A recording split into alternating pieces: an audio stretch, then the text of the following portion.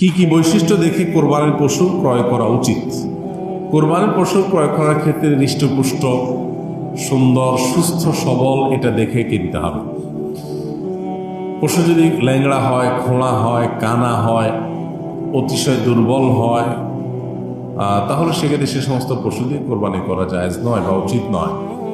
তাহলে কোরবানির পশু হতে হবে ত্রুটিমুক্ত, দেখতে শুনতে যত বেশি হৃষ্টপুষ্ট হবে তত ভালো।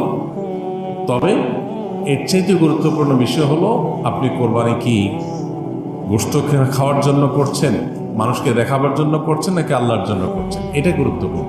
আল্লাহ বলেছেন আল্লাহ লাহুমুহা ওয়ালা দিমাউহা ওয়ালাকিন ইয়ানালুহুত তাকওয়া মিনকুম। তোমাদের কোরবানির পশুর গোশত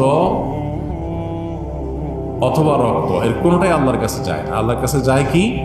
তোমাদের অন্তরের ভেতরে থাকা তাকওয়া, যে তাকওয়ার চেতনার ভিত্তিতে তোমরা এই কাজটা করো। বিধায় ওই দিকটাকে আমাদের বেশি মনোযোগ দেওয়া উচিত। কে কত টাকা দিয়ে গরু কিনেছে, ছাগল কিনেছে, জিতলো না হারলো, এগুলো নিয়ে যে পরিমাণ ডিসকাশন আমাদের মধ্যে হয়, আমরা আসলে কে কি উদ্দেশ্যে কোরবানি করছি শুধু আল্লাহকেই দেখাতে চাই না, বান্দার কাছে কোনো ফিডব্যাক আশা করি, এগুলো নিয়ে এরকম ডিসকাশন বা পর্যালোচনা হয় না। একটু কম দাম বেশ দাম হয়ে গেছে আমাদের অনেক টেনশন হয়, কিন্তু আমরা নিয়তটাতে কোনো ভেজাল হয়ে গেলে সেটা নিয়ে আমাদেরকে দুশ্চিন্তা করতে দেখা যায় না। এই জন্য মূল বিষয়টা আমাদের মনোযোগ দেওয়া দরকার।